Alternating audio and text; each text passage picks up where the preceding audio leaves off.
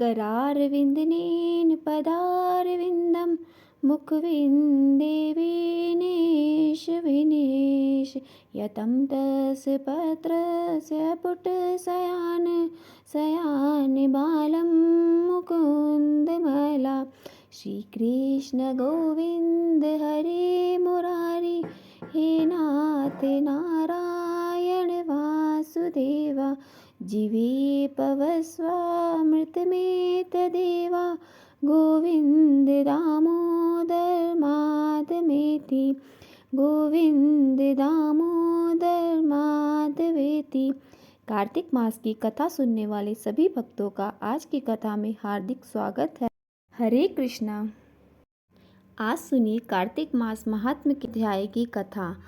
कान्हा जी और उनके भक्तों के प्रति निश्चल प्रेम का एक उत्तम बंधन होता है। कान्हा के भक्त जब भी उन्हें सच्चे मन से पुकारते हैं, वह किसी न किसी रूप में अपने भक्त से मिलने के लिए पहुंच जाते हैं। ऐसे ही एक बार किसी गांव में एक पंडित जी रहा करते थे।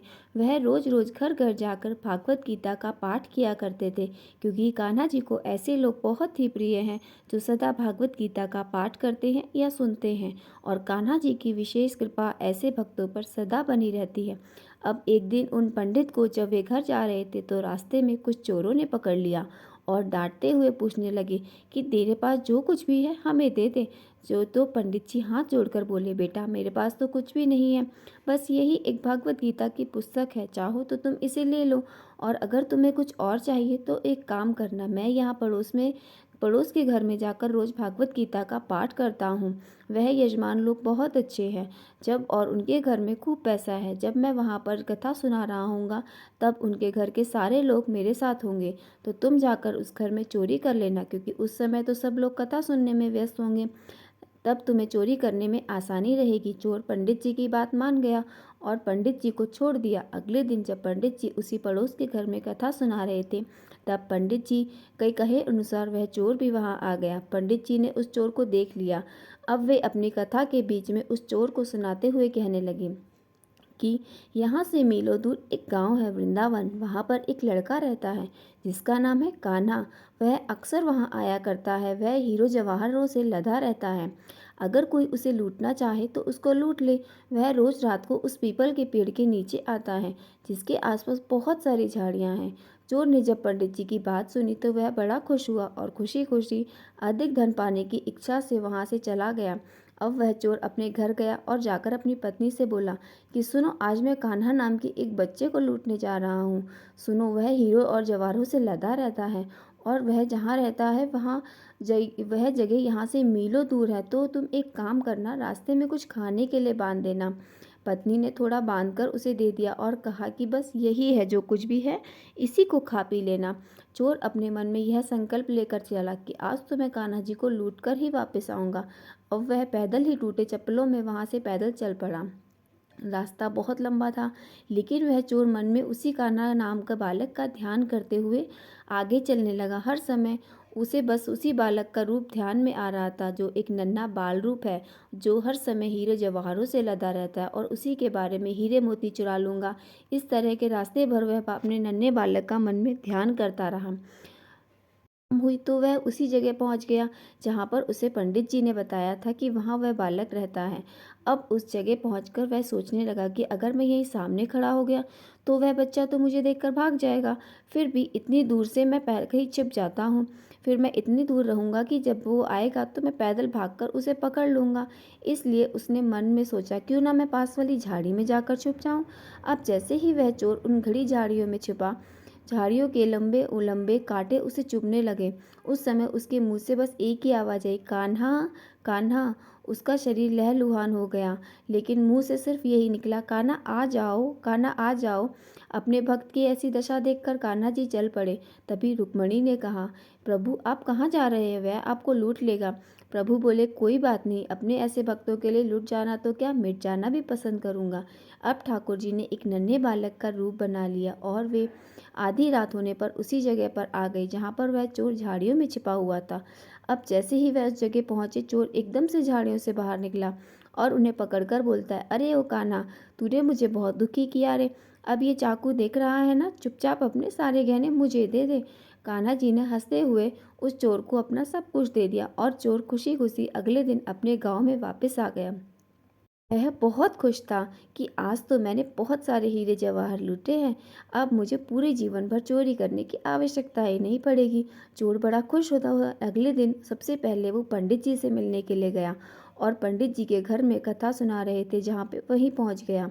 जितने भी गहने वो चोरी करके लाया था उनका आधा हिस्सा उसने ले जाकर पंडित जी के चरणों में रख दिया। पंडित जी ने सब देख लिया तो पंडित जी पूछने लगे, भाई ये क्या है? तब वह चोर पंडित जी से बोला, आपने ही तो मुझे उस कान्हा का पता दिया था और मैं तो उसी को लूट कर ले आया हूँ, और यह रहा आपका हिस्सा। मुझे उसका पता बताया था ना, इसलिए यह आधा हिस्सा मैं आपको देता हूँ। पंडित जी सुने तो कानों पर यकीन नहीं हुआ। बोले, अरे भाई, मैं इतने सालों से ठाकुर जी की सेवा कर रहा हूँ, इतने साल से पंडिताई कर रहा हूँ, वह तो मुझे आज तक नहीं मिले। अरे भला तुझ जैसे पापी को कान्हा कहाँ से मिल सकते हैं? चोर ने बार बार पंडित जी से कहा। नहीं पंडित जी, मैं सच कह रहा हूँ, मैं कान्हा से ही मिला हूँ। पंडित जी बोले, चल मैं नहीं मानता, तुम मुझे लेके चलो उस जगह और कान्हा जी से मिलाओ, तब मैं मानूंगा। पंडित जी कान्हा जी से मिलने के लिए चल पड़े। एक लंबी थकान भरी पैदल यात्रा के साथ ही वे दोनों अब वृंदावन में पहुंच चुके थे। वृंदावन में पहुंचकर वो चोर पंडित जी को उन झाड़ियों के पास ले गया जहां वह छुपा हुआ था। चोर ने पंडित जी का हाथ पकड़कर कहा, आओ पंडित जी मेरे साथ, यहाँ पर छुप जाओ। अब पंडित जी तो चोर के साथ ही उस झाड़ियों के अंदर छुप गए। दोनों का शरीर कांटों से लहलुहान हो गया और मुंह से दोनों के बस एक ही आवाज़ निकली, कान्हा कान्हा आ जाओ। ठीक मध्यरात्रि में कान्हा जी फिर से एक बालक का रूप धरकर वहीं आ गए। देखते ही देखते चोर और पंडित झाड़ियों से बाहर आ गए और पंडित जी की आंखों में खुशी और प्रेम के आंसू थे। कान्हा जी को देखते ही वो तो फूट फूट कर रोने लग गए। पंडित जी तो कान्हा जी के चरणों में गिर गए और थोड़ी ही देर में कान्हा जी वहाँ से अंतर ध्यान हो गए और तब पंडित जी वापस अपने होश में आए और उस चोर के गले लगकर फूट फूट कर रोने लगे कि भाई, हम जिसे आज तक देखने के लिए तरसते रहे थे, आज तक लोगों को लूटते आए, तुमने उसे ही लूट लिया। तुम तो धन्य हो भाई, आज तुम्हारे ही कारण मुझे कान्हा के दर्शन हुए हैं। तुम धन्य हो। तो ऐसे ठाकुर जी का सच्चा प्यार और सच्चे भक्तों के लिए हमेशा बना रहता है। उन्हें सच्चे दिल से जो भी पुकारता है वो भागे चले आते हैं। तो प्रेम से कहिए, जय श्री राधे, हरे कृष्णा। अब सुनिए कार्तिक मास का 22वें अध्याय का महात्म्य। राजा पृथु बोले, हे नारद जी, अब आप कृपा करके मुझे यह बताइए कि वृंदा को मोहित कर भगवान विष्णु ने क्या किया और फिर वे कहाँ गए? तब नारद जी ने कहा, जब देवता स्तुति कर मौन हो गए तब भगवान शंकर ने सब देवताओं को प्रसन्न होकर बोला, हे ब्रह्मा आदि देवताओं, जालंधर तो मेरा ही अंश था। मैंने उसे तुम्हारे लिए नहीं मारा था, किंतु यह मेरी सांसारिक लीला थी। फिर भी आप लोग यह सत्य कहिए कि इसमें आप सुखी हुए या नहीं। तब तो ब्रह्मा आदि देवताओं के नेत्र हर्ष से खिल गए और उन्होंने शिव जी को प्रणाम करके विष्णु जी का वह सब वृतांत कह सुनाया जो उन्होंने बड़े प्रयत्न से वृंदा को मोहित किया था तथा वह अग्नि में प्रवेश कर परम गति को प्राप्त हुई थी। देवताओं ने यह भी कहा कि तभी से वृंदा की सुंदरता पर मोहित हुए विष्णु उनकी चिता की लाख लपेटे इधर उधर घूम रहे थे। अतएव आप उन्हें समझाइए, क्योंकि यह प्रकृति सदा चराचर आपके अधीन है। देवताओं से यह वृतांत सुन शंकर जी ने उन्हें अपनी दुस्तर माया समझाई और कहा कि यह सारा जगत उसी के अधीन है। उसी से मोहित विष्णु भी काम के वश में हो गए थे, परंतु महादेवी उमा त्रिदेवी की जननी सबसे परे है। वह मूल प्रकृति परम मनोहर और वही गिरिजा भी कहलाती है। अतएव विष्णु का मोह दूर करने के लिए आप सब उनकी शरण में जाइए। यदि वह प्रसन्न हो जाएगी तो आपका सब कार्य हो जाएगा। भगवान शंकर की आज्ञा से सब देवता मूल प्रकृति को प्रसन्न करके चले। उनके स्थान पर पहुंचकर उनकी बड़ी स्तुति की तब आकाशवाणी हुई, हे देवताओं, मैं 3 प्रकार से तीनों गणों से पृथक होकर स्थित होती हूँ। सत्य गण से गौरी रूप, रजोगण से ज्योतिरूप हूँ। अतएव अब आप लोग मेरी रक्षा से यदि सादर उन देवियों के पास जाओ तो वह तुम्हारे सब मनोरथों को पूर्ण कर देंगी। यह वाणी सुनकर देवताओं के नेत्र खुल गए। वह भगवती का आदर करते हुए गौरी, लक्ष्मी और सरस्वती को प्रणाम करने लगी। सब देवताओं ने भक्तिपूर्वक उनका स्मरण किया। सब देवियां प्रकट हो गई। सब देवताओं ने प्रसन्न होकर भक्तिपूर्वक अपना निवेदन किया। देवियों ने कुछ बीज देकर कहा, इन्हें ले जाकर दे दो, तुम्हारे सब कार्य सिद्ध हो जाएंगे। ब्रह्मा आदि देवता उन बीजों को लेकर भगवान विष्णु के पास गए और उन्हें वृंदा की चिता भूमि में डाल दिया। उससे धात्री, मालती और तुलसी प्रकट हुई। भगवान विष्णु ने जो ही उनने स्त्री वाली वनस्पतियों को देखा वह बोले, कामाकस चित्त से मोहित हो उनमें याचना करने लगे। धात्री और तुलसी से उनसे प्रीति की।